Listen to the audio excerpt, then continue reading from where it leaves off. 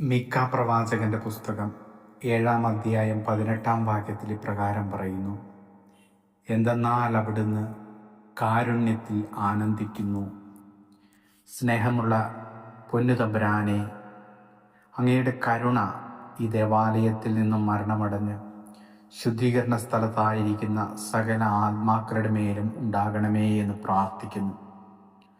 പരിശുദ്ധവും പരിപാവനവുമായ ഈ ദേവാലയത്തിലൂടെ സഞ്ചരിച്ച അവരുടെ പാദങ്ങളെ നിത്യപ്രകാശത്തിൽ സഞ്ചരിക്കുവാനിടയാക്കണമേ. ദേവാലയത്തിൽ നിന്റെ സ്തുതിഗീതങ്ങൾ കേട്ട ഇവരുടെ കാതുകൾ, കർത്താവേ, നിന്റെ ശിക്ഷാവിധിയുടെ സ്വരം കേൾക്കാതിരിക്കട്ടെ. അനന്തമായ നിന്റെ കരുണ കണ്ട ഇവരുടെ കണ്ണുകൾ, കർത്താവേ, നിന്റെ മഹത്വപൂർണമായ പ്രത്യാഗമനം കാണുവാനിടയാക്കണമേ എന്ന് പ്രാർത്ഥിക്കുന്നു.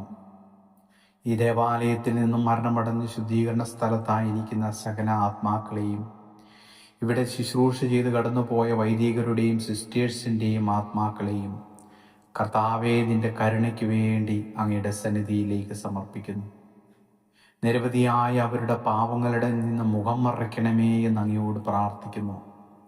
കർത്താവെ, ജീവിതകാലത്ത് അവർ ചെയ്ത സൽക്കർമ്മങ്ങളുടെ യോഗ്യതയാലും പങ്കുകൊണ്ട വിശുദ്ധ കുർബാനയുടെ യോഗ്യതയാലും കർത്താവെ, നീതിമാന്മാർക്കായി സജ്ജമാക്കപ്പെട്ട സ്വർഗീയ ഇടത്തിലേക്ക് ഈ ദേവാലയത്തിൽ നിന്നും മരണമടഞ്ഞ് ശുദ്ധീകരണ സ്ഥലത്തായിരിക്കുന്ന സകല ആത്മാക്കളെയും പ്രവേശിപ്പിക്കണമേ എന്ന് അങ്ങയോട് ഞങ്ങൾ പ്രാർത്ഥിക്കുന്നു. ആമേൻ.